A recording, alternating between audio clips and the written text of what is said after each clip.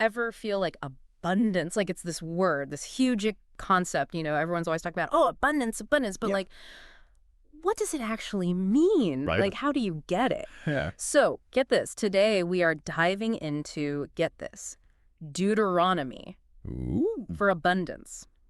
We're looking at this 4-week training series, right? And it's all based on Deuteronomy 6.18-19. We're going to break it all down, all the juicy parts, and hopefully you can take something away from this, even if, you're not super religious. Absolutely, yeah. So the name of this series, this is what really got me. It's called Journey to Abundant Living. It's already yours. Go get it. I love that. It's like, wait a minute, it's already mine, but it's also a journey. Well- What are your thoughts on that? Well, I think it's such a clever title because it combines this idea of a journey, right? Like personal growth, discovery. It takes time. But then there's also this element of immediate possibility. Like it's already yours, so go get it. It's this cool paradox suggesting that abundance is both something you cultivate and something you can step into right now. Okay, so before we get too far, let's go back, rewind to the Bible part. Deuteronomy chapter 6, verses 18 and 19. Can you break those down for us? Yeah, so basically it's about aligning your actions with what God sees as right. Okay. And by doing that, you inherit a promised land and you overcome your enemies. Promised land, enemy. Sounds pretty intense. What's the, historical context here? So picture this.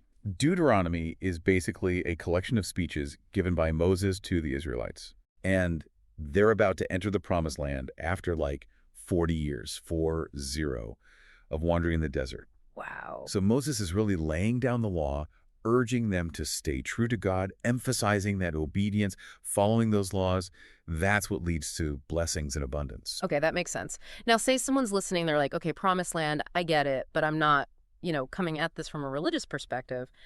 How would we explain that idea in a way that, resonates with everyone? Totally. So in the Bible, the promised land represents a place of abundance, overflowing with blessings. But think of it more as a metaphor for the life you desire. A life full of purpose, joy, fulfillment, everything you've ever wanted. Okay, so this 4-week series, it's a journey, right? What's the path? What are the steps it lays out? Yeah. To get to this abundance? Okay, so week 1, they call it the path of righteousness. Yeah. It's all about doing what's right, being a good person, that kind of thing. Makes sense. Week 2 is prosperity through obedience. Mm-hmm. So aligning yourself with God's principles or your own personal values, whatever those might be. I get that. Yeah, week 3 gets really interesting. It's called claiming your promised land. Ooh. Which, makes you think, what does that even mean in today's world? Right? Yeah. And then finally, week 4 is faithful victory in God's promises. Basically, it's about overcoming obstacles and finally achieving those blessings, that abundance. I like how it progresses, each week builds on the last. What I find really interesting is that you don't have to be religious to appreciate those themes, like wanting to live ethically, wanting prosperity and success, overcoming challenges, finding fulfillment. Aren't those things everyone wants? Absolutely. Those are like universal human desires. Totally. Now, going back to that claiming your promised land thing, Yeah. What comes to mind for you? In your own life, what does that look like? For me, it's about figuring out what truly matters, what brings me joy, what gives my life purpose, and then going after it, making it happen. It's about acknowledging the obstacles, those things that are holding me back, those enemies, and truly believing that I can overcome them. It's not just wishing and hoping. No, not at all. You have to take action. Exactly. It's about making it happen. Something I thought was really powerful was the language they use in the description.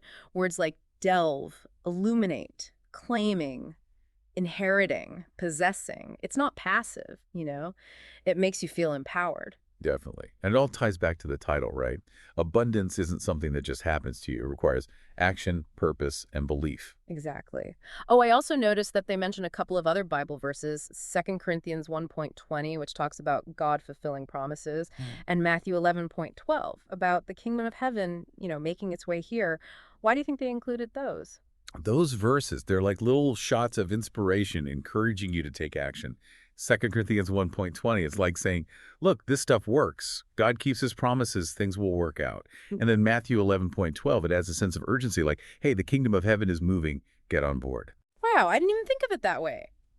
So, just to recap, this whole program, it's basically saying that abundant living, it's about doing what's right, aligning your actions with your values, claiming your own version of a promised land, and ultimately achieving victory, finding that abundance through faith. Exactly.